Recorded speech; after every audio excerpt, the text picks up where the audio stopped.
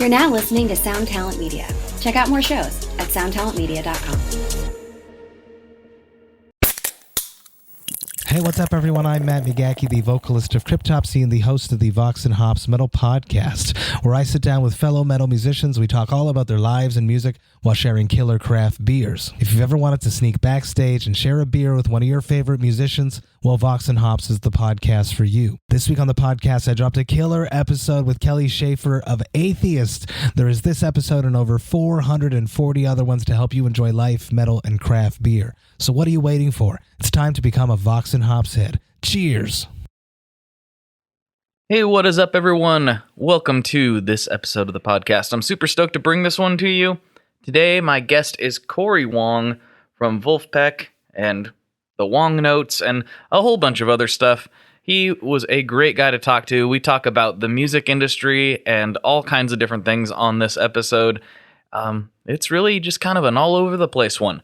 It was a lot of fun, though. I think you're really going to enjoy it. He's an infectious dude, and if you've never heard his music, go fix that, please. Listen to this episode, and then go fix that. I think you'll be very glad you did.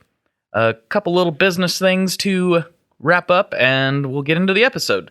So, first of all, I'm almost to release my record. I'm really excited about it.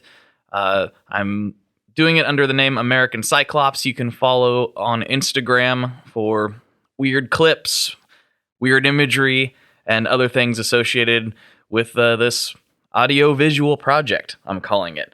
I'm really, really pumped.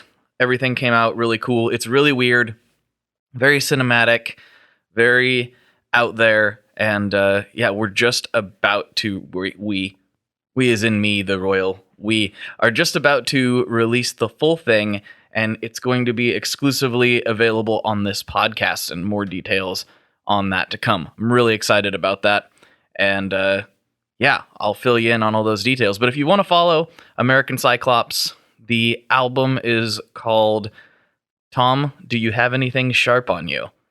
So yeah, that'll become a little more apparent what that means when you listen to it. I'm really, really pumped, so hopefully you guys like weird music, hopefully you like this too. And that'll be coming very, very soon. In fact, this week, the patrons of the podcast are getting a sneak preview of the whole thing. So if you want to help support the show, help support all my weird little projects that I do, and you want to get a sneak peek at the record, you can go to patreon.com/tonemob, and for just $5 a month, you will get additional audio content to your ears every week that generally includes extended interviews with that week's guest. So a lot of fun over there, a ton of extra content, and it helps keep the lights on quite literally. Additionally, if you'd like to support the show through your gear buying habits, you can do so by shopping at tonemob.com/sweetwater.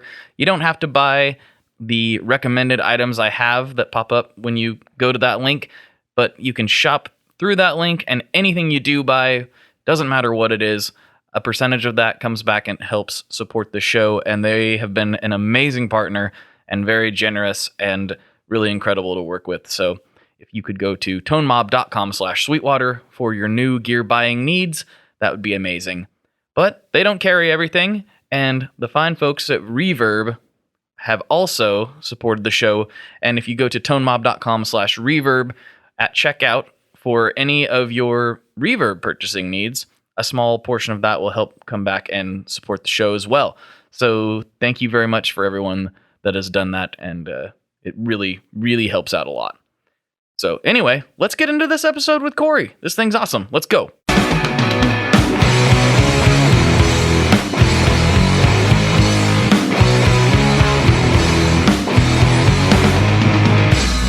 Hello, everyone. Welcome to another episode of the Tone Mob Podcast, the show about guitar tone and, other things. If you've listened to it at this point, you probably know what I mean.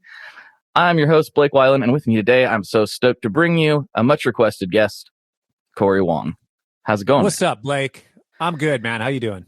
I'm doing fantastic. A lot of it has to do with I was just on a walk listening to your latest release, and every time I do listen to your Wong Notes stuff, I get so happy. It makes me so happy. Thanks, man. Thanks.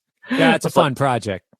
It's so cool. I don't know. It's not like, I'm kind of a weird, noisy punk guy, and it's not something I would think that I would search out. But as soon as I found it, I'm like, this makes my heart happy. I need it. See, I was a noisy punk ska kid, but that's why I have the horns in the band. Of course. And now it all makes sense. So I loved the aggressive, fast picking, not fast picking. That kind of implies like finger picking or like country stuff.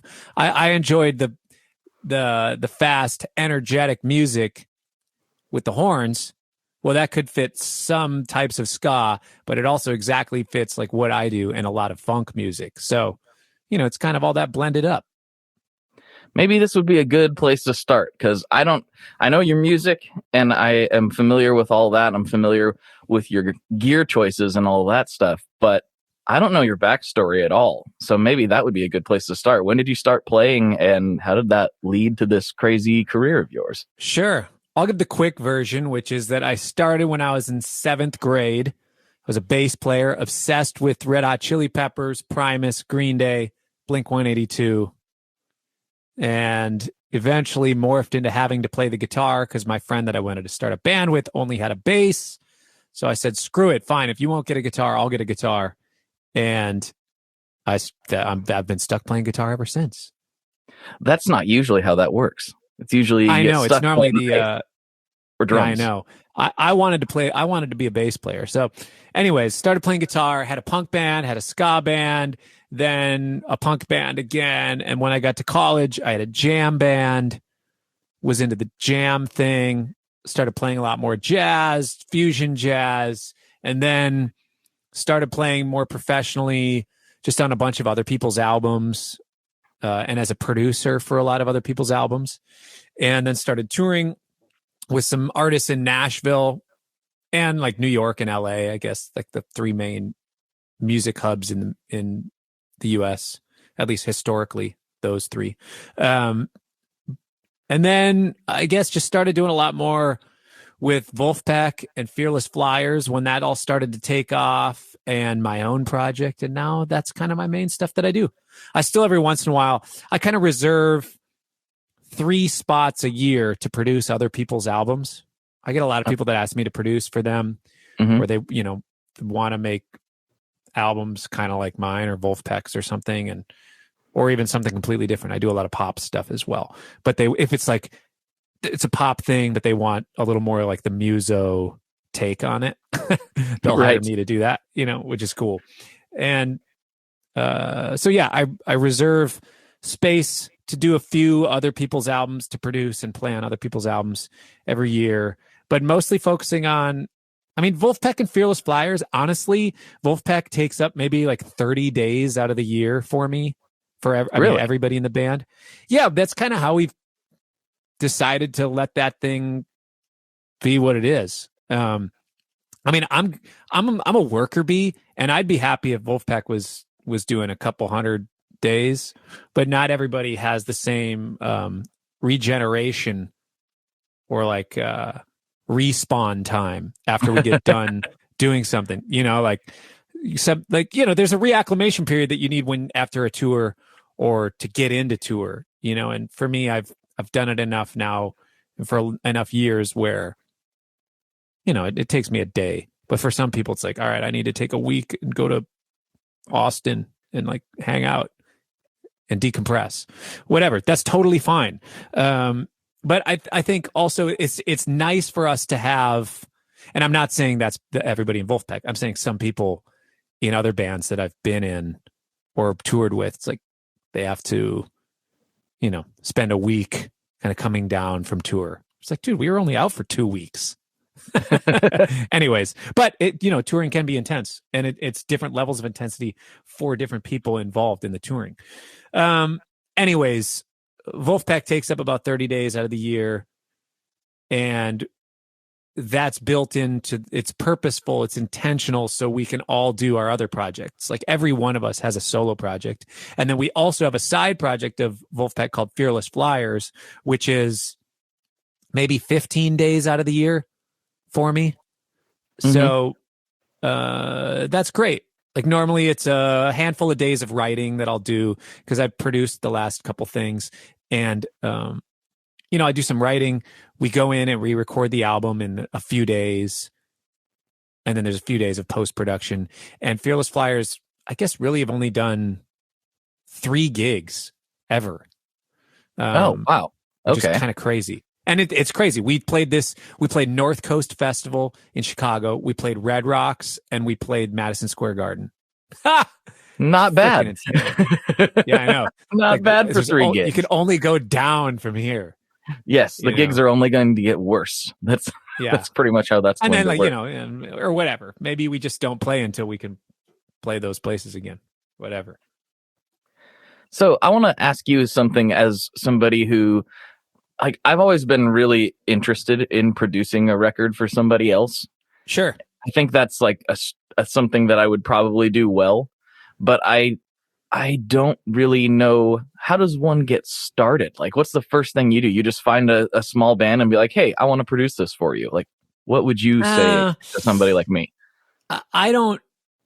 Well, I guess if you're getting started, as far as what I do now, I get approached by bands, or sometimes I'll see somebody that I'm really interested in, or somebody who I think is like awesome. And I might just say, hey, I know that you like my music or whatever. I know what you do and see what you do and think it's really great. And if you are in need of somebody to help you kind of get your album and your stuff and your artistic vision together, I'd be more than happy to do that. And I guess that would be my answer for you as well. For anybody, it's like, I think to really produce well, the main thing is starting out by trying to figure out what somebody's artistic vision is and help them bring that to life, or help them find what that is. Not just for this album, but what big picture, what are they going for? Okay, it's this sort of thing. And then, it's, what do you want to do for this album? Then there's a creative vision for that album. And then it's really just helping make sure that they keep their eyes on the prize for all those things, but also making sure that the album gets done. Like, I'm working with an artist right now. It's like, okay, you had set a deadline that you wanted this stuff to be happening, by literally next week. And, on my typical timeline, I feel like you're behind schedule, so you need to pick up steam. And then they might, oh, you're being too blunt. You're being too, and it's like, you hired me to do this. This is part of what I'm doing. I'm keeping you on track. If you wanted to do this now, and then you wanted to be mixing, you wanted the album literally finished being mixed and mastered by March 1st. Well, we're almost in mid-February. You got a lot of work to do. Right. So that's part of a producer's job sometimes as well. Just make sure the artist or band really understands you have their best interest. You're always you're a fiduciary for them in their artistry and creativity, but also a part of a producer's job is to really just make sure that everything gets done, and that they're trying to make sure that it gets done in a time that you've kind of set. And of course, things can move and things can adjust, but you occasionally have to navigate, depending on the band, between the artist or band and their manager or their label. Like, it's a lot of times the producer that they're yelling at if things are coming behind schedule. Right. It's kind of weird that you went for that specific example on that specific timeline, because I have a text chat that goes along with this podcast, and I told everybody on this text chat that I was going to have my EP done by February 28th. And I'm very likely not going to, but I have the music done. It's just, as it's evolved, it's turned into a little bit more ambitious of a project. And and so, there is that adjustment there. So I'm not bummed, because that short timeline did push me to get it done. Mm-hmm. Like, I have the music. Okay, cool. I've got the music and the weirdo horror movie vibes all set and ready to go. But along the way, there's been some ideas I really want to flesh out. And so I'm probably not going to be done with that, everybody. This is the public announcement of that, but it's going to be close. Yeah, and that's okay. I think sometimes you chase something down, you set your goals, you set your timelines, and then things adjust, and that's fine. And some people work on tighter timelines, some people work on loose. Like, I don't know how some of these bands were allowed to take, well, I don't know. I guess I do, because there was a lot more money and there was a lot more at stake and there was just so much bigger budgets. But like spending 3 years in the studio making an album. Now, Right. that's different than taking 3 years to put it between your albums. That's totally fine, I think. Now, there's the famous Daniel Ek recent controversy of him saying you're not allowed to take more than a year, in the new business, whatever, to make your albums, whatever. I'm not getting into that, but some bands that were literally just renting out a studio for 2 freaking years, Right. and they're in the studio every day for 2 years. It's like, dude, what were you doing? What was going on? Like, how did you not finish the album? 2 years? How did you not get 13 albums done? Totally. That's to me what's like, who was in charge of the time management, and who let this happen? What a waste of resources. And forgive me, I'm sure there's examples of bands or artists where they really needed that and whatever, but there's a lot of times where it was common to basically rent out a studio for an entire year and just make kind of the average album. It wasn't out of the ordinary. Now, of course, there's certain examples of Eagles, The Long Run, Metallica, the Black Album, D'Angelo, Voodoo, or whatever, or even Black Messiah, or whatever the one was that took a lot. They rented this Electric Lady for a year or something. Okay, those are exceptions. Those are incredible albums, life-changing albums for many people that weren't even involved, right? Just the listeners, the consumers.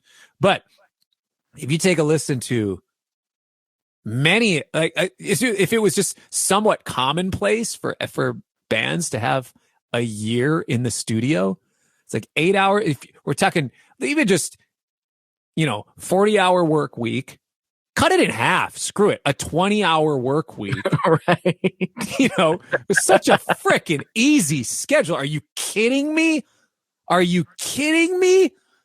Oh my gosh. What a dream. I can't even imagine what it'd be like for me to be able to get together with my band every day for a year with the sole purpose of 10 songs to get recorded. 10 songs. Those better be bangers. Right? Like, well, yeah, and the other thing is the cream. labels kind of expected some filler to a certain degree, which is hilarious to me. But, we live in a different time. And maybe that's why they didn't get anything done, is because they knew they had a year. It's like, I don't know, let's just hang out. We don't need, the project's not, it's like, well, maybe you should have just given them 1 week in the studio. Like, all right, you guys are going on a 1 month writer's retreat. And by the time the retreat's done, we want you to have 20 songs that you feel really good about it. Or 20 songs that are pretty much there that you need to live with for a couple months and then finish up at home. And then we're going to go in the studio for 2 weeks.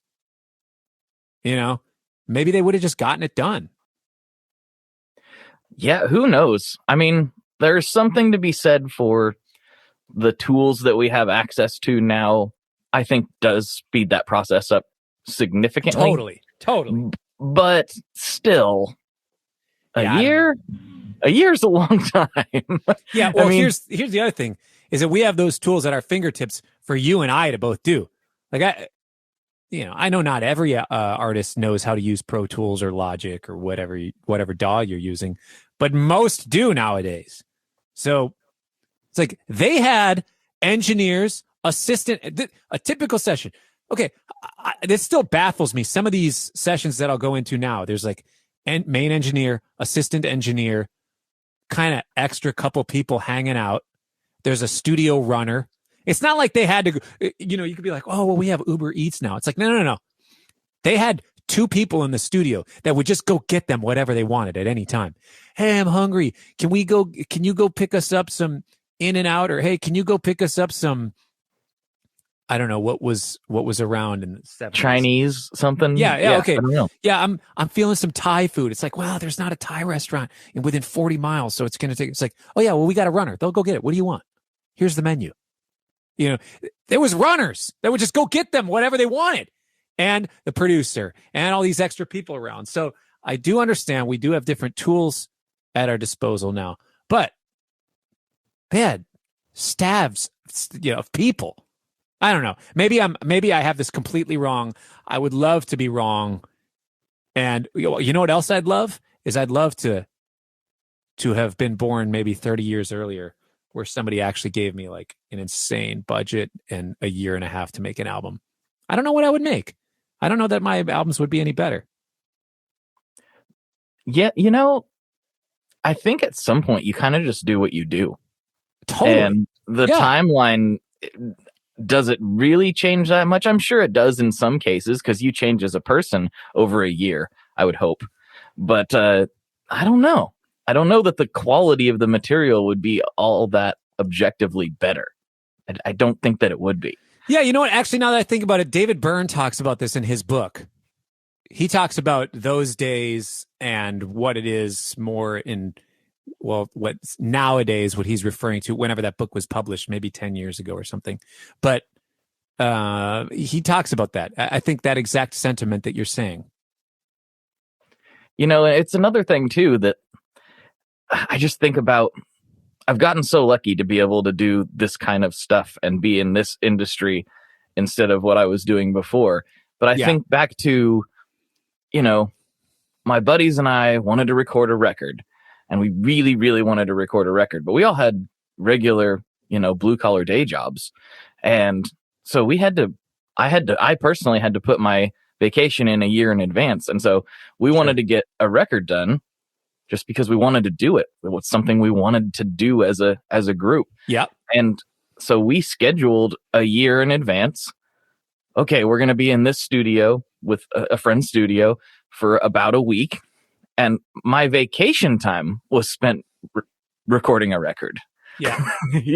So I think about like that, with that in mind, like somebody who's tearing a roof off right now would love that kind of schedule to do that kind of work. Yeah. That might even be listening to this right now while they're ripping a roof off. I don't know. But I just think about like how lucky we are to be able to do creative type things for a living. And I really try not to take that for granted, because sometimes we all get a little bit grumpy with the process or with something we got to deal with. And then I just think back to me from 5 years ago. I'm like, no, I'm okay.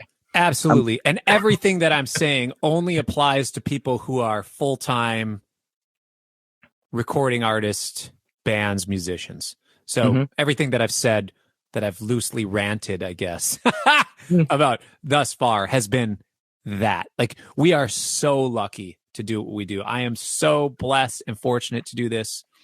I could complain about several things, but I'm not gonna. It's like streaming rates. Ooh, I'd love to just think about that for a second, and then I'd love to think about it for an hour, and then just conjure up all the unfairness or whatever that so many people do speak up about. And maybe shame on me for not speaking up about it or not caring about it enough. Like, but also at the same time, like, I didn't grow up in the era where we were selling CDs and tons of records. Like, I don't know that anything I ever do will be a platinum record. I don't think I'll ever do that. I don't even think I'll ever get a gold record. I looked into, like, just all the albums that I've been a part of with Wolfpack, Fearless Flyers, and my own music. And it's like all those together, every album together probably wouldn't even make up a gold record, considering today's standards. I think I don't remember what it is. Maybe it's 1,500 plays equals one purchase or something. Is that how it works? Yeah, let me look it up. Hold on just a second. Let's I'm curious now. Let's get this straight. Streaming to sale conversion for RIAA gold. The suspense builds. Okay. 1,500. Yeah. Yep. I was exactly right.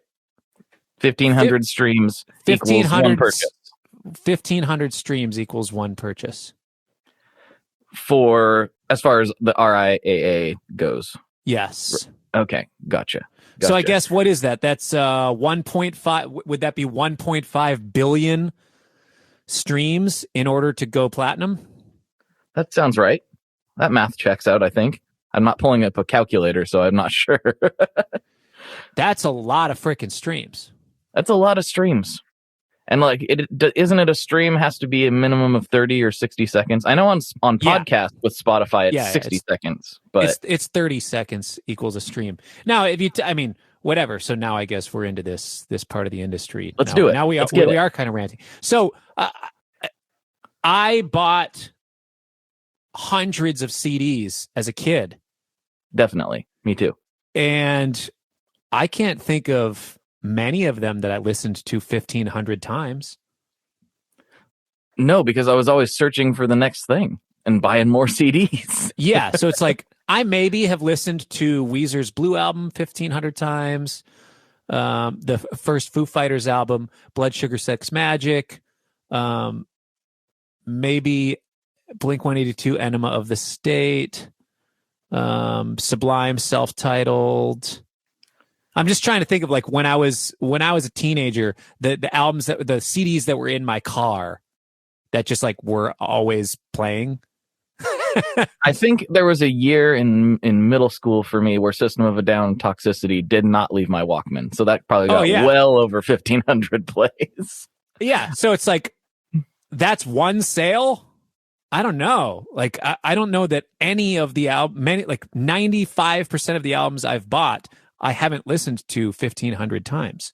So maybe that's just what needs to change on that. And then it's like, about a million streams, you maybe make $3,000 or something like that. I don't remember exactly what it is. And then if your digital distributor takes a cut, if your label takes a cut, if you're on a label, I'm independent, so it doesn't apply to me. But, and I use DistroKid for distribution. They take literally 0%. It's kind of dope. So this is a perfect thing to talk about right now because this has been a subject in the text chat with the listeners. Okay. Like quite often is this thing specifically, and DistroKid is who I'm going to end up using as well. But you've been in the music industry quite a bit deeper and heavier than I have. Sure. Now I've developed this theory and mostly surrounding this podcast, but I did this by myself. I didn't have anybody helping me along other than guests sharing it when it came out. That's the most help I got in the exposure category. And, it's not the biggest podcast in the world, but it is a significant source of how I pay my bills. Yeah. And it's really important to me. One pause would be, of course, your supporters and people around you, your support system as a person and the support system in your community on the internet has helped in a lot of ways too, like anybody. But I get what you're saying as far as like tangible.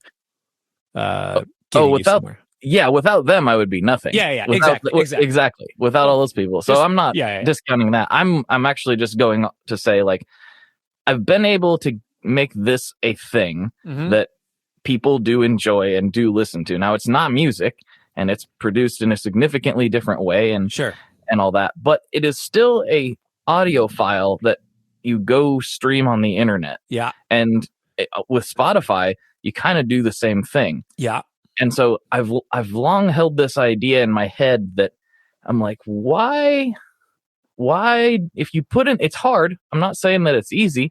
It's a lot of work, but do you really need a label these days? Do you really need that kind of support structure when you can just do it yourself and own everything? I think owning everything is so crucial. Do you really need all that stuff anymore? What do you think? Well, there is a spectrum of label involvement, and I'll just talk about some different experiences that I've seen and who I think benefits from those things. So to answer your question that you asked, simply, it depends on the person. Some people need a label because they're not cut out for the indie entrepreneur thing. And that's totally fine. Some artists are brilliant and they carry all of their bandwidth in that part of their brain. They choose not to put any bandwidth in other parts. And that's totally fine. That's okay. Some artists need to live in that space and not go to the business side. For me, I'm kind of wired in both, sometimes to a fault. Like I'll show up to certain things and it's like, oh, Cory, the artist is here. It's like, oh, no. Business Cory is here. No. This is business Cory. This is a business meeting. So it's business Cory, Right. Where I kind of have to watch myself on that because I flip it in my brain, but the person might think that like, oh, the artist wanted to come here and just kind of see what's happening. It's like, no. I'm actually going to like lead the negotiation of this deal. And right. From our side, whatever. And I do have managers and they're wonderful. They are amazing at what they do, but we do it together. It's not just like, oh yeah, you guys handle everything and tell me what I need to do. Certain artists need a manager or even just a personal assistant to get through all their scheduling, all their whatever. And that's totally fine. That's great. Same thing with on the label side, certain artists are able to understand and weigh the options, run the cost benefit analysis for themselves and see, okay, here's the thing. Here's kind of my release strategy. Here's what I'm going to do leading up to the release. Here's what I'm going to do when the release happens. And then after the release, how I'm going to keep pointing people back to it. They're going to come up with a strategy for 3 dimensions of the release, or they don't want to think about any of that. All they want to think about is the creative. The person who can't put any bandwidth towards that sort of thing, they benefit from a label. They truly do. And I mean that. And, labels get a bad rap, and most of the time for good reason, because there's been a lot of really bad label deals. But sometimes a label will come along and say, hey, we believe in you as an artist. Here's $30,000 or $5,000 or $200,000. That's pretty rare now to get that much, but here's an advance. Go make your album, and we're gonna, when the album comes out, we're gonna recoup our $200,000, and then after that, you'll make 30% or 10% or 50% of net income after that.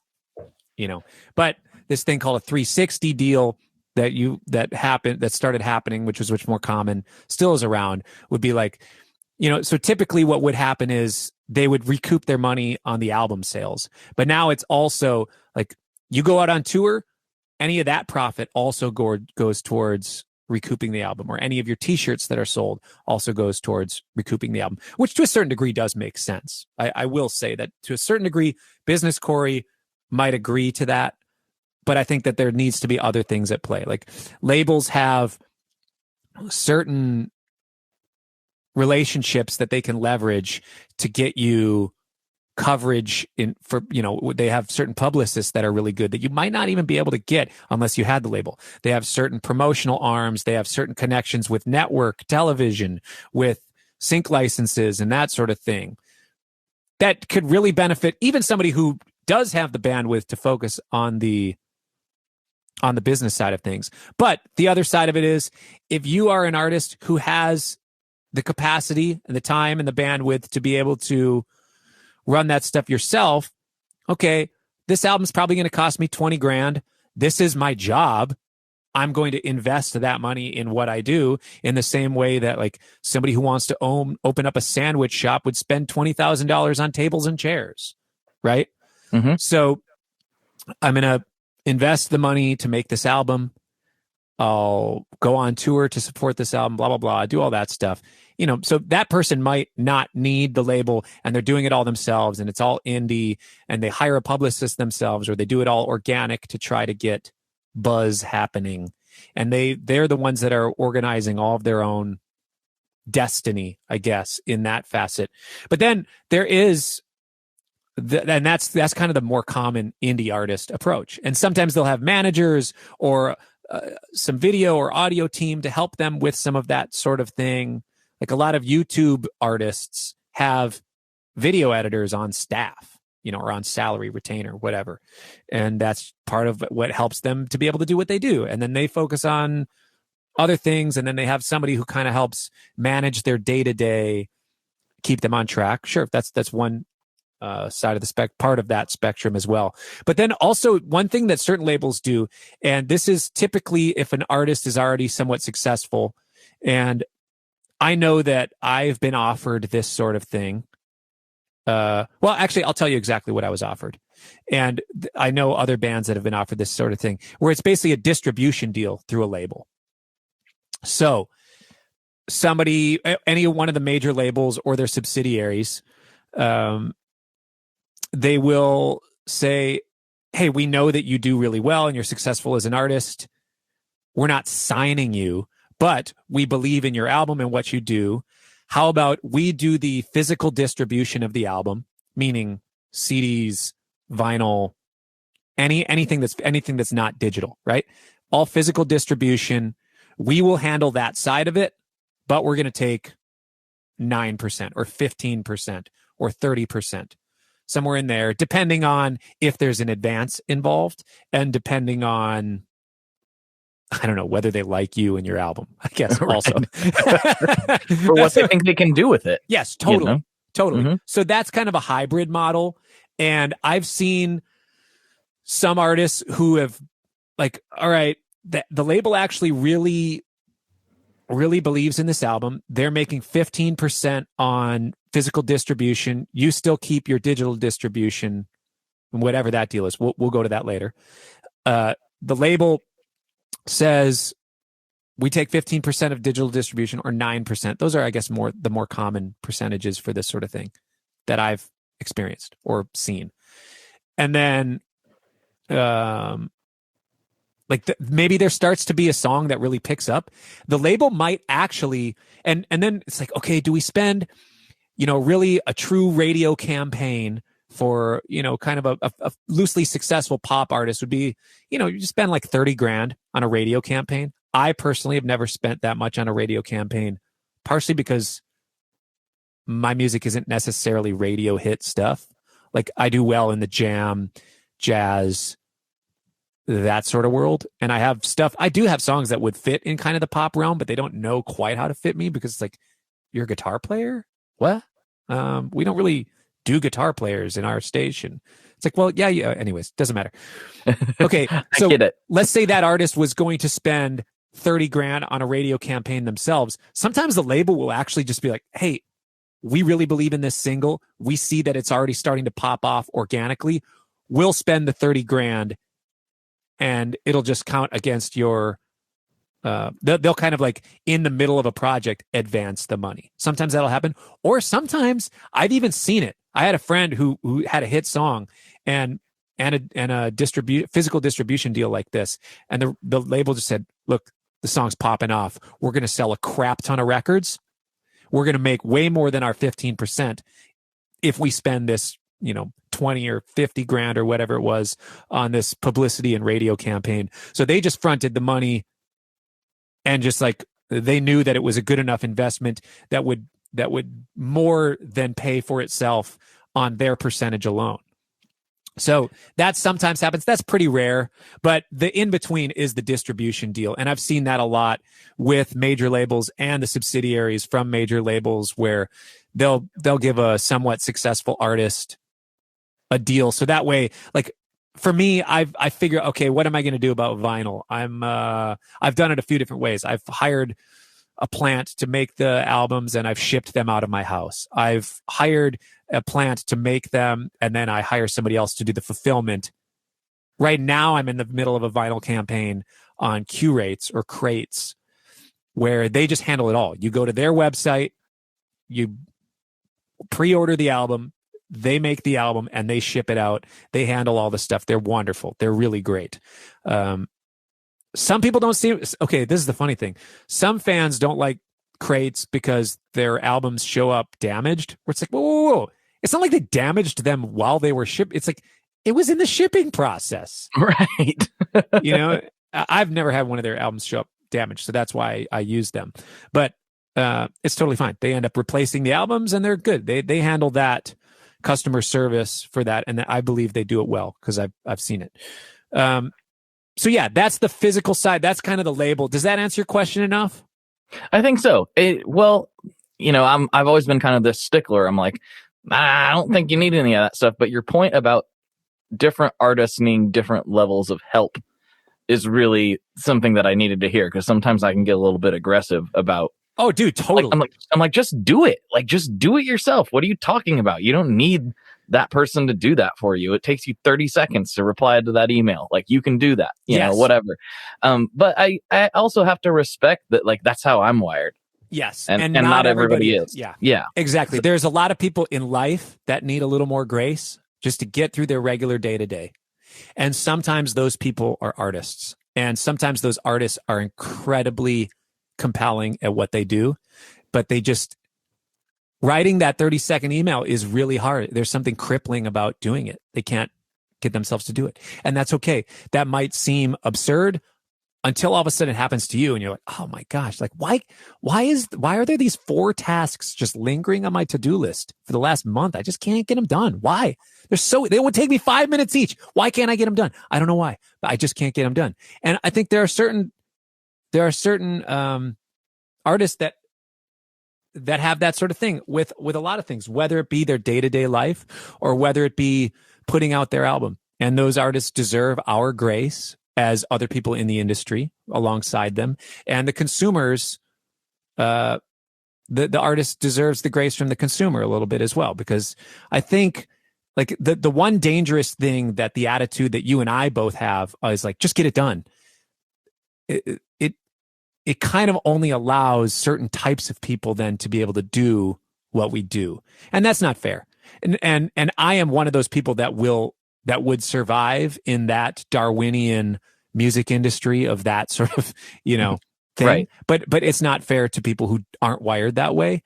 And like I'm saying, so yeah, I normally am diehard. Just do it yourself. You don't need the labels at all.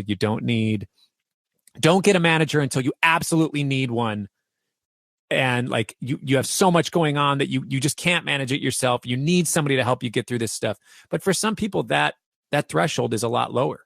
And that's okay. That's totally okay. Everybody's different. Yeah. I need to settle down sometimes. I'm glad you brought that perspective, because I definitely am like, I run like 10 different social media accounts. I'm on the phone all day. I do the blog. If I can do it, why can't you? And it's like, well, not everybody can do that. Yeah. Like, don't stop pretending that you are the same as everybody else. And guess what? There are a lot of talented, super talented artists who are, well, most people are way more talented than me. So like, because you're good at grinding doesn't mean that you're going to produce the best record. Totally. So like, shut up, Blake, basically is what I needed to, I interpreted that for my own needs. But the distribution deal is really interesting. I've heard of that, and that makes a ton of sense, because, if you have a really successful vinyl release, are you going to spend 3.5 weeks stamping and shipping? I mean, maybe you are, but I've done it. It sucks. It's not fun. It's nice to make that extra percentage. It's nice to keep that 15% to yourself. But is it worth it? It's totally up to you. Depends on what it is and how much work it is. Exactly. But the other thing that's nice about the distribution deal is you still own your masters. I think that's the most important thing, regardless of what you do. Own your masters. Totally. Mm-hmm. And, we didn't touch on the digital distribution side. Now, that is one where the thing, like you said, you're going to be using DistroKid. I've used DistroKid for a long time, and this isn't an ad for them or anything, but it's just, they're the one. I've studied a bunch of the different ones that are out there. I used TuneCore for one release, and they also take 0%, and DistroKid takes 0%. The difference between them, like they distribute to different platforms, pretty much all, they distribute to all the main ones, but like TuneCore, I don't know if it's like $49 a year per album or something. And with DistroKid, I don't remember if it's like, I don't remember what the number is, $20 to $100 per year per artist. So as many Cory Wong albums as I want to put out, it still costs me the same amount every year. And DistroKid they take 0%. CD Baby, I think, still takes 9%, and it's like a $50 upload fee per album. There's some that cost $0 to upload to and cost $0 to be a part of, but they take 15% of all streaming income. Like I think Sounddrop and I don't remember. Some of those other digital distribution big box ones, they don't charge you anything, but they take more of a percentage. So if you're only going to get 1,000 streams per year, that one is better for you. If you know you're going to, like, for me, a good portion, like I can cover like a good percentage of my income is from streaming. Now, fortunately, crazy, amazing. Because of that, it makes more sense for me to do something that takes 0%, that costs me like $100 or whatever it is to distribute. Now, if you're with a label, they might have a distribution deal with somebody, and the label is going to take 30% of all digital royalties, which are already pretty small, pitties, as my friend Jack likes to call them. And rather than pennies, they are pitties. Yeah, 0.003. I think, whatever on it average. is. Yeah, something like that. Depending on whether they're a paid subscriber or free, whatever. We don't need to go into that. But so if a label is taking 30% of your digital income as well, it's like, well, what are they bringing to the table? Hopefully they have relationships with people that can get you put on playlists. That's the thing for the last 4 years that everybody's been talking about. Oh, getting playlisted, whatever. Great. That does really help. It makes a huge difference.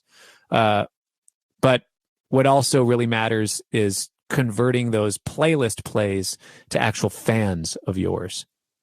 Like I have a friend who, kind of a tangent, but applies to this principle. I have a really close friend who makes a bunch of different types of music, but the main thing is ambient music. And his album was probably making him, I don't know, $12, $15 a month or something on streaming. Right. And all of a sudden he got put on the Spotify sleep playlist, right? Mm-hmm. Like the main sleep playlist, whatever that is. And all of a sudden, out of nowhere, he's making $2,000 a month or something off of Spotify. He went from like $15 to $2,000 a month because he was on this playlist. And then 10 months later, they take him off the playlist. Guess what? He's back to $15, $20 a month. He didn't gain any fans from that. Because they were trying to sleep. Well, yeah. They didn't have time. They didn't have time to pay attention to what was actually going on. They were trying to take a nap. Yes, that's the extreme version of this. But if it's like jazz, dinner jazz or whatever, that's another huge playlist where it's like, are people just going for the vibe? They might find out who you are, but more than likely on a playlist like that, you're going to get those plays, and they don't necessarily care who the specific artist is. That's right. It's not true for everybody. It's a complete generalization, in many ways unfair, but it's mostly true for some of those types of playlists. So those playlists might generate tons of revenue for you, which is a good thing, but are you actually converting fans? That's part of the riddle that you need to solve. And can you have both of those simultaneously? Absolutely. Playlists are not a bad thing at all, but it is not the end-all game, because a label might support you and get you on playlists for 4 years, and then when they drop you in 4 years, you have no more fans than you initially did. Yeah, that's not what you want. Yeah. No. Well, this has been very relevant to my interests, so thank you for that. But we should probably get into maybe some of these listener questions before we are completely out of time. Let's do it. All right, here we go. And this one I've been very curious about because I don't know this story, but Jim Burns told me to ask him about playing with Gene Simmons. Ha! Gene is dope. Gene's a funny cat. So I show up to this thing. There's this event. Dude, I'm telling you, this is the craziest gig that I've ever... Well, it's in the top 3 craziest gigs I've ever done. But show up to this event where it's this huge gala, right? The keynote speakers are Bill Clinton, Hillary Clinton, George W. Bush, and Archbishop Desmond Tutu. right? No. All right. The headliner is Katy Perry, and Gene Simmons is playing before her, right? So we show up to sound check, and this is my first time meeting Gene, and I learned the tunes. We play these 3 Kiss tunes. Dude, honestly, I don't even remember the names of them. It was that Rock and Roll All Night, Party Every Day. Of course, everybody knows that song. Of course. And then, what's the other song we would do? I don't even remember it. I don't know. Yeah, to be honest, I know. I feel awful not knowing. Sorry, Gene, or any Gene. Kiss fan. But whatever the other song is that we would do, that's the one we did. But the main one I remember is Rock and Roll All Night, Party Every Day. And we're rehearsing. Oh, he's cracking jokes. He's super fun. He's vibing with the band. It's great. Always he goes, "Hey kid, you wireless?" And the music director looks over at me like, "You better be wireless, bro." I'm like, "Yeah, I'm wireless." Like, yeah. Oh yeah, I'm wireless, dude. Always. So he's like, "Come over here." He's like, "All right." When the guitar, he's like, "I am the star of the show." We all know that, right? I'm like, "Yeah, of course. You're Gene Simmons. I'm the star of the show. But as soon as the guitar solo happens, you're the star of the show. So I need you to do a little Chuck Berry walk over to me from the side of the stage, or, from the side area where you are. I need you to Chuck Berry walk up to me, and you're going to walk out onto the catwalk, and you're going to play the guitar solo, and there's going to be a spotlight on you." Okay, great. So we do that, blah, blah, blah. Oh my gosh, this is incredible. This is hilarious. So I walk out there, right? Like we do the gig at night. I get out there and we play the tune. I do the Chuck Berry duck walk out to the middle. I get out, and as I'm duck walking, it's coming out of the chorus. I see George W. Bush. Is it Laura Bush? Is that his wife? Or is it Yeah. Laura? Yeah. Okay. GW and Laura, Hillary and Bill Clinton, they're sitting next to each other. They're hanging out. They're very friendly. I think a lot of people think these politicians from opposite sides. I mean, many of them, obviously they disagree on a lot of things, but they're hanging out, laughing, having a great time. I'm watching them eat dinner, right? Okay, it's George and Laura Bush, Katy Perry and her handler, Bill Clinton and Hillary Clinton, Archbishop Desmond Tutu, Lou Ferrigno, the Hulk. What? And Cheech Marin at the head table. Oh, no. Sorry, I'm missing one person. Prime Minister, who is Tony Blair. What?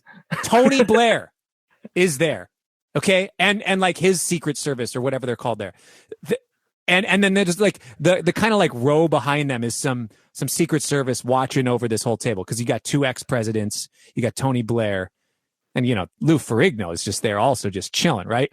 And you got Cheech. Oh my gosh, this was hilarious. So I'm walking out to the catwalk, and the head table, I see that because it's a gala where they're raising millions of dollars for this the Starkey Hearing Foundation. Incredible event they host every year. I've played at it several times. Anyways, I'm walking out. I'm duck walking out, and I see this head table, and I see Bill Clinton and George W. Bush, "Wanna rock and roll all night," like dancing, singing along. And then I get out to the thing, and I start playing my guitar solo, and Hillary Clinton's raising her hand, "Yeah!" Like everybody's yelling, having a good time. Katy Perry's down there screaming, Cheech is like, "Hey, man," and then I hear from behind me, "Lean into me." I'm playing the guitar solo. "Lean into me." I kind of turn around. I'm like, what? Gene Simmons is standing behind me going, "Lean into me. Lean into me." So I trust fall back into Gene Simmons, and I'm leaning. My back is against his stomach, and he puts his sunglasses on my eyes in the middle of this guitar solo while I'm leaning back, and Gene Simmons is holding me up, throwing up the rock and roll horns. And in that moment, I was thinking to myself, there's no way that this is real. There's no way that this is real. Like, what is happening right now? And then the end of the guitar solo, Gene pushes me up, grabs his sunglasses off my face, puts them back on his, and kind of boots me back to my position in the stage. I'm just like, oh my gosh. What? And on my way back, I see Frankie Muniz screaming, yelling. I see like a bunch of like all these, there was a ton of these celebrities, athletes. It was insane. Insane, dude. I can't even wrap my mind around that story. That is incredible. And that's the kind of crap that's like, man, I couldn't make that story up. How did Right. that happen? And then I look back and I look over at the music director. He looks at me, he's kind of shaking his head, laughing, putting his head down, like, oh, what are we into? Like, how this isn't like the first time that some sort of weird incident like this has happened. You know, it's like there's so many just funny, weird stories you get into, and like weird situations like this. It's incredible. It's what a wild ride life is sometimes. I mean, you'd almost like look back on that sometimes and be like, was that a fever dream? What was that real? Dude, I know. Did I get hit in the head and I just made all that up? Like, dude, what's going on? That's amazing. I'm so glad he told me to ask you about that. I'm glad I had like 10 of my friends there to see it and like laugh and to make sure that it really did happen. That's amazing. Oh man, I have so many questions, but we're getting a little bit short on time. So that's all right. Rifle them off. All right, here we go. Mikey, I'm sorry, Mikey. Your last name is very Italian, so I'm going to butcher it. Mikey Famiglietti. We've talked a million times on the internet, but I still don't know how to pronounce your last name. How does he think his neural plugin stacks up to his analog setup? I use my neural DSP setup for basically everything now. Oh wow, the archetype Cory Wong. I love it. Now I love playing through amps. Don't get me wrong. Speaking of the Italians, dude, I did this amp shootout. Okay. Don't come at me here. All right. It's controversial. A Dumble steel string slinger. So Dumble in person versus a super reverb versus a twin reverb, JC 120, DV Mark Raw Dog, the Eric Gale signature amp made by the Mark Bass Company. What else was there? We had a Deluxe. We had an AC30. Several things. I recorded myself playing all these amps. I played it back for a bunch of friends who are both musicians and non-musicians and myself.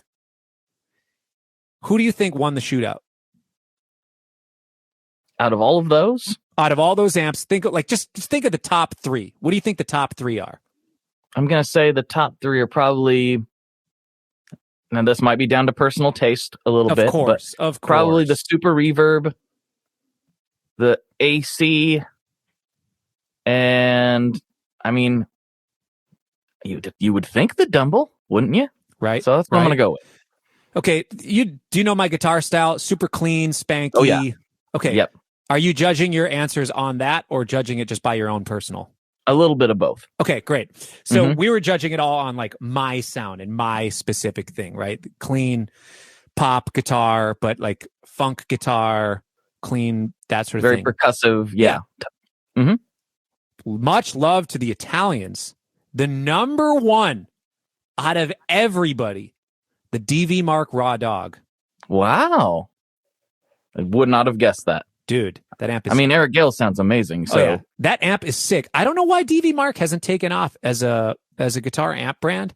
I love that amp. That it sounds freaking insane. DV Mark makes incredible stuff. They have like a micro tube in there, but otherwise the rest of it is solid state. I don't know if it's a micro tube in the power or the pre, whatever. I don't care. I like what sounds good. So for me, it was a toss-up. Like I like the DV Mark Raw Dog for my thing the absolute most. And I will say I played it through like a 2-rock speaker that sounded great. And then the DV Mark Raw Dog into the super reverb speakers. Now there's some weirdness with the ohms because the Raw Dog is like an 8 ohm, but the super reverb is a 2 ohm cab. And apparently that's not good, but it sounds freaking awesome. You got to be careful with that. Yeah. I don't get it. Why can't I just can somebody just please make me something that allows me to play the Raw Dog through the super reverb? Like, do they have something like that through those speakers? I don't know. Is there like an ohm converter? You could wire it up. You might have to get some. I don't know exactly how the super reverb's wired, but you could wire it up in such a way that it should work with either with the speakers that are in there and running them series or parallel, or maybe you might have to get some resistors involved to make everything just right. But yeah, somebody come at me, help me out. yeah. Anyways, yeah, hit me up, find me online. my top amps, the DV Mark Raw Dog, the Dumble was definitely up there. The Dumble is like the overall like pop king. Just like it handles distortion well, it handles overdrive really well. But then as far as overall clean, it was a tie between the Super Reverb and the JC120. JC120 sounded freaking there's a certain punch to it. I don't know. Like there's a certain snap to the punch. I like the Super Reverb more for overdrive sounds.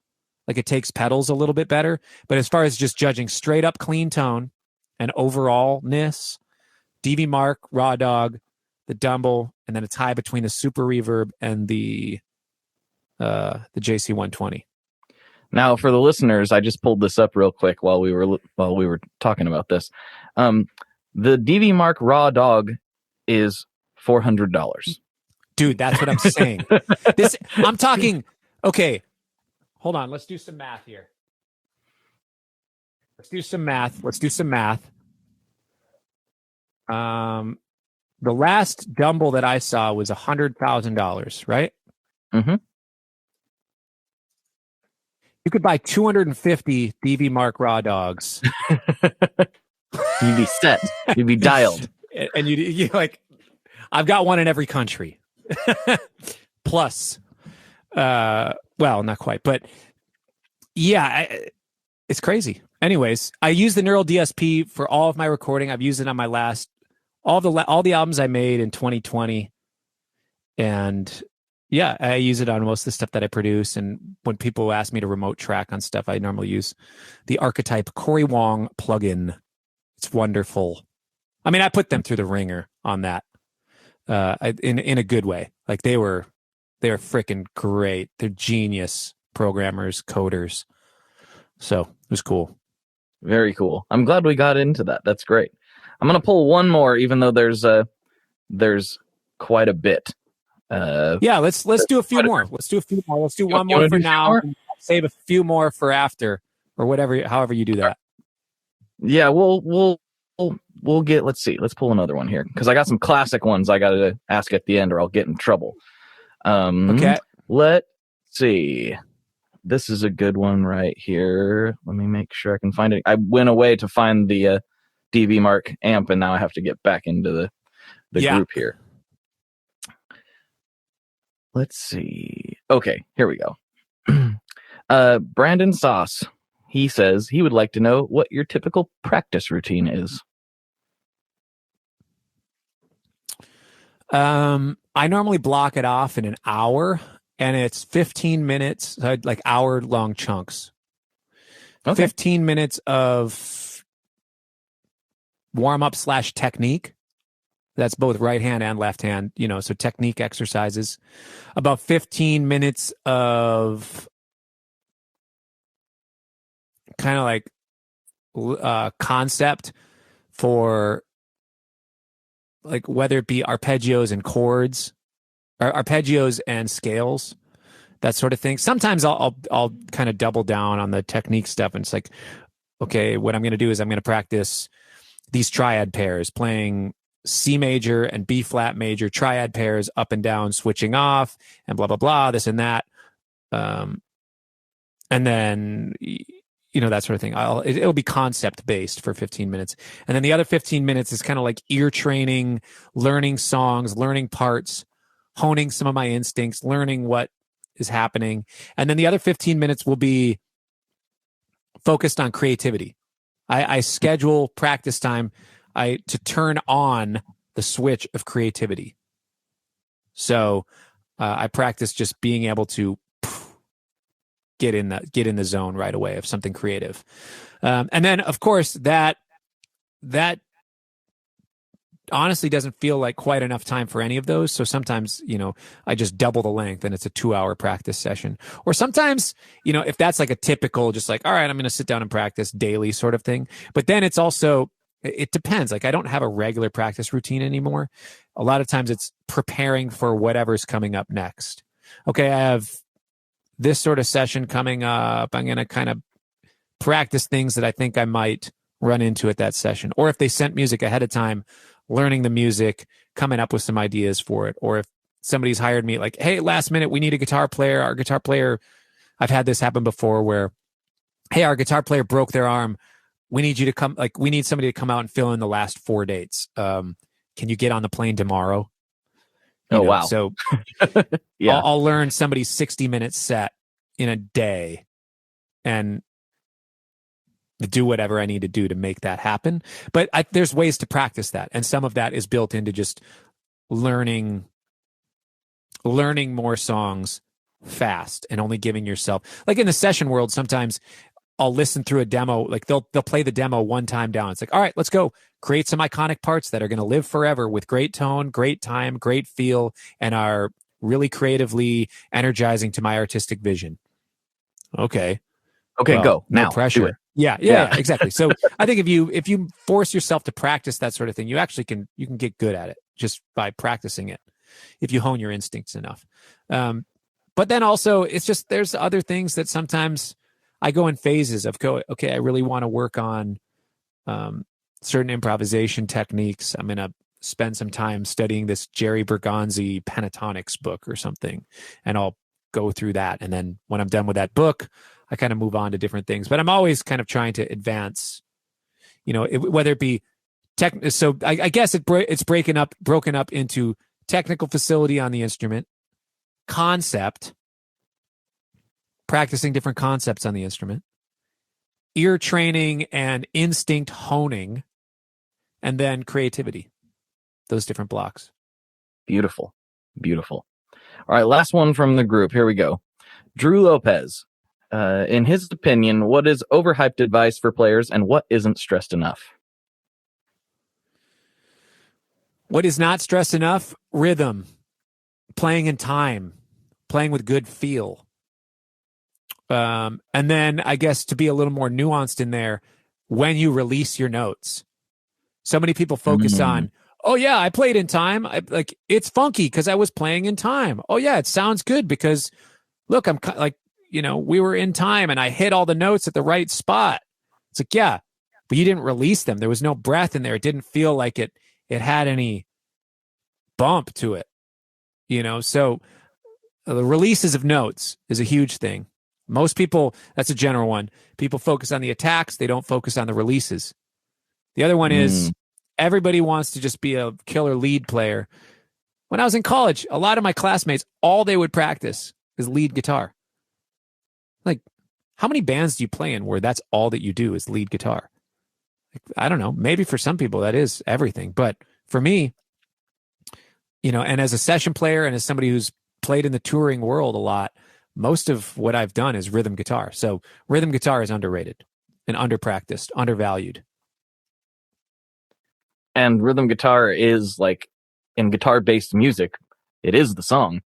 Like it's the main one of the main drivers of the song. So yeah, exactly. I mean, it all goes together, obviously, but it's usually a pretty big portion of the backbone. So that's good. So you're saying lead overhyped, rhythm underhyped, basically. Yeah. Would that be a short answer? Attacks of notes hyped the proper amount. Because you got to be tight. You got to be in time. But releases of notes are another thing that's just underhyped. Got it. Okay. We're into the final couple questions of the podcast. Let's get into this. But before we do that, this is your time to shine. You've been a great guest. Really enjoyed your perspective on a lot of this stuff. But now you get to tell a few thousand people anything you want. You can tell your mother that you love her. You can say whatever you want. This is your time to put up a billboard.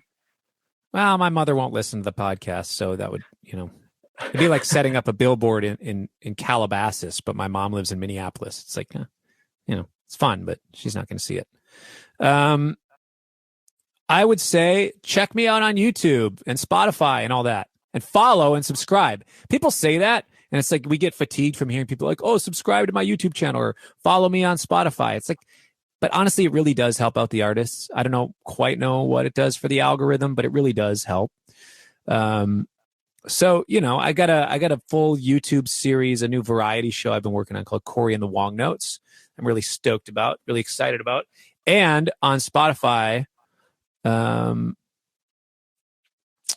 have a new album with it. And, now that we've talked about Spotify and all that, you could probably find out how much each one of my songs has been streamed and make the calculation of how much money I've made in the last year. And it'll probably cover my insurance policy for being an artist. No, that's a lie. That's a lie. I'm just giving advice to people. Find out what you're really good at and try to emphasize that. And if you don't have the bandwidth to do something, it's okay to ask for help. I'll use my spotlight to say that. I like it. I'm going to add one to you because you have a podcast yourself, and some people may not know that. So it's called Wong Notes Podcast. It's very good. We've had a few crossover guests, I think, at this point, but it was cool. I've been really enjoying it. I was just listening to the Yvette Young episode because she's one of my favorite people and one of my favorite guests that I've had on and one of my favorite guitar players. So I was like, well, that's an obvious must listen. So cool. That one for sure. Yeah, that was fun. She was the one that I mentioned when I said we've talked about sleep paralysis. That was her episode, or her latest episode, I should say. Yeah. So. Wow. Cool. Yeah. Intense. Or not cool? Yeah. She has an interesting take on it. Yeah. Yeah, but, she's cool. She's an interesting person. I like her. She's great. I like her a lot. She's one of my favorites. All right, let's wrap this thing up with the classic questions. Number 1, what is your favorite Boss pedal? Come at me, dude. The Metal Zone. All right, I like it. A man after my own heart. You just got to know how to use it. Well, I don't know. Like, I saw Prince using a bunch of Boss pedals when I saw his pedal board, and there's one overdrive. There's a distortion that is the Chief or like what is it called? I don't know what Prince's distortion was. I think it's the OD1. No, or maybe the DS1. I love the DS1. I'm a huge DS1 fan. Maybe it was a DS1. He can pull that off so well. On this, I don't think it works as well with my Strat and like because for me, it all starts with the clean tone, and then I have to find pedals that correspond with that really well. And it takes a very specific type of distortion in order to do that. Yeah, you have a very specific sound. Very specific. So the favorite Boss pedal, I'm going to stick with the Metal Zone, man. All right. Metal Zone. I like it. Metal Zone's classic, dude. Okay, this is the final one, and this is the controversial one. This is the one that people get a little bit heated about. Oh, wait. Hold on. Wait, you got Actually, more? I'm changing my answer. Okay. Back when I was in college, I had the Boss ME50. Multi-effects. Oh. It was this blue thing. Okay. It had three pedals, and then it had it had 3 foot switch pedals, and then it had a switchable like wah, volume. It could whammy.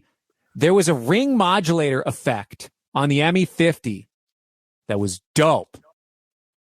It was foot controlled. So I normally use the wah on it. You can engage it. It's normally a volume pedal until you engage it, and then it can turn into whatever other things that the knob has. It's this blue multi-effects thing. Honestly, I don't really love any of the other effects on it. Whatever, fine. But the ring modulator on that sounds really cool, and I've never been able to find another ring modulator like that. And maybe it's because it's all foot controlled the way that they have it, but it also doesn't sound to me like a traditional ring modulator. Anyways, that's my favorite thing Boss has done. We'll move on. Okay. All right, cool. All right, final question. What is your favorite kind of pizza? Brand or toppings? We got to get as detailed as you are willing to get. There brand. are two brands, two places that I absolutely love. Okay. One is Hometown Punch Pizza, incredible Napoli style pizza. Now, just their buffalo mozzarella with peppers and mushrooms. Now, I don't really eat a lot of meat. I don't really. I mean, I'm like, whatever. I'm somewhat lactose intolerant. It was really bad for years, and now it's a little bit better. So I don't have a lot of dairy, and I don't really eat meat much. But Punch Pizza, the buffalo mozzarella with peppers, red peppers, and mushrooms is a go-to, and sometimes the sausage. Mm-hmm. Now, there's a place in Atlanta called Antico Pizza. Antico Pizza has this incredible pizza called the Diavola. That's like, well, you can look it up. Like these cats brought in these ovens from Italy. Ooh. They brought in all this stuff from Italy to set up shop. Now, they also have a sister restaurant called Desano's in Nashville. I've heard of Desano's. Honestly, and everybody's like, oh, Desano's is the exact same as Antico. Antico's better. I don't know. I think Antico's better. I'm certain Antico's better. And, it's just like a 2-hour or 3-hour drive. So I always wanted to tell my friends, like, all right, next time we go on tour, I've told my booking agent, let's book me Nashville to Atlanta back to back. I want to have Desano's and Antico back to back, night after night, so I can prove to my friends that Antico is better. I don't know why it's better. It's the same. It's like the same process, same recipes, but somehow Antico is better. Anyways, and then I also, pizza-wise, I like Eataly. Eatly. Now, there's several in the U.S. and maybe other places as well, but the one in Chicago in particular has great pizza. Upstairs, they have a pizza and pasta kind of restaurant. They have a handful of restaurants upstairs, and they have like an Italian market and blah blah blah. But I like their pizza. And then, these are all places in the U.S., and I'm talking about Italian stuff, but Italy is my absolute favorite place to tour in the world. And there are just amazing pizza places around Italy. But I normally, pizza's not my go-to when I'm in Italy. Mm-hmm. I normally go for more of the pastas and other things. I think I would just get so fat if I ever get to Italy. I'm going to just eat. I eat a lot. I'm a big fan of food, as listeners know. Yeah. But I think I am going to go to Italy one day, and I'm just going to bring bigger pants because I know I'm going to go to town. I'm not going to hold back. I'm going to try it all of it. So I'm excited. Yeah. I mean, there's the food in Italy is the absolute best. You've never been? No, dude, I Gotta haven't. go.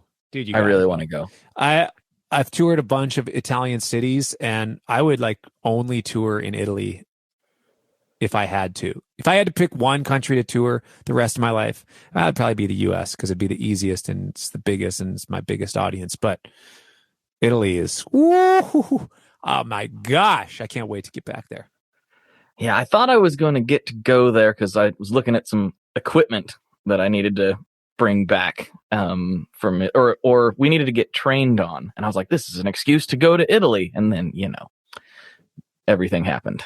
So probably not this time, maybe next time. But yeah, dude, thank you so much for coming on the podcast. This was a great time. I appreciate it. Can I just get a follow-up? What is your favorite pizza? If this is a question you ask everybody, because I can throw down with the pizza conversation because there's just other things that go into it. It's like, those are my favorite actual pizzas, but then there's like pizza experiences, Yeah. So I'm in the Portland, Oregon area, and a lot of people don't know that we actually have really good. Portland's known for their food, but they're not necessarily known for their pizza specifically. And we do have some legit spots. Is that the hold up? Is that the like a Pisa Shoal? What's that place called? Yeah, that's one of them. That's one of them. That one's pretty good. I'm a fan of that place, but it's not my. That's near. No, yeah, that was just next to a place that I was staying at last time I was on tour. I don't remember if it was that or like, what was the place called? I don't know. Go on. I mean, I'm I actually know a lot of these other places, but I sound neurotic because people. I actually know like hundreds of restaurants around the world that I've eaten at, and if sometimes my memory just goes into overload, and I can remember everything, photographic things. So tell me what you think is the best.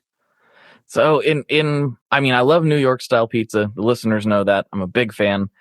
But recently we had a New Haven style place open up here in Portland and it's really new.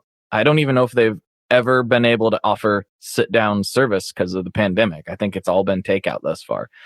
But it's called Demos Pizza in Portland. And they oh man, the crust, they have it all. They have it all. It's very New Haven inspired. I've never been to New Haven, but it is a bucket list item for me to eat at Frank Pepe's and some of the other places. But this place, Demos, is, oh man. I mean, I drive 40 minutes to get it and then bring it home. And it would be better if I could sit down and eat it fresh, for sure. But one day I'll be able to. But even still, it's still worth the 40-minute trip to go get it because I'm just outside of Portland, so I got to travel in to get it and then take it home. But it's incredible. It's so good. I'm probably going to get some this week. Actually, that sounds very, very delicious right now. Okay, so let's just go New York style pizza. New York itself. Mm-hmm. You know, I have good memories with Joe's, kind of classic. I love Joe's. Lombardi's.